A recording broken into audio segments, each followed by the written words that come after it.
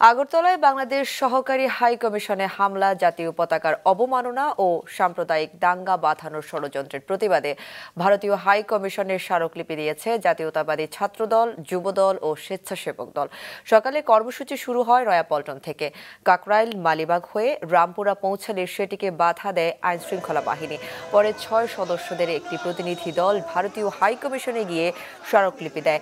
এর আগে পল্টনের সংক্ষিপ্ত সমাবেশে বক্তারা বলেন, ভারতের আগ্রাসী মনোভাব মেনে নেওয়া হবে না। তাদের অভিযোগ, পতিত সরকার ভারতে বসে বাংলাদেশের বিরুদ্ধে ষড়যন্ত্র করছে।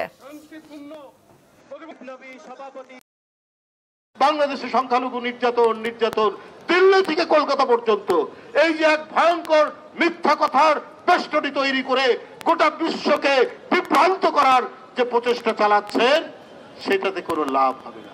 আপনারা মনে করেছেন ভিসা বন্ধ করে বাংলাদেশের মানুষকে আসতে না দিয়ে, তো আপনারা তো বাংলাদেশের উপকার করেছেন। বাংলাদেশ বিলিয়ন বিলিয়ন ডলার খরচ করত, বিলিয়ন ডলার পাচারও হবে না, আর আমাদের ডলারগুলোও সেখানে যাবে না।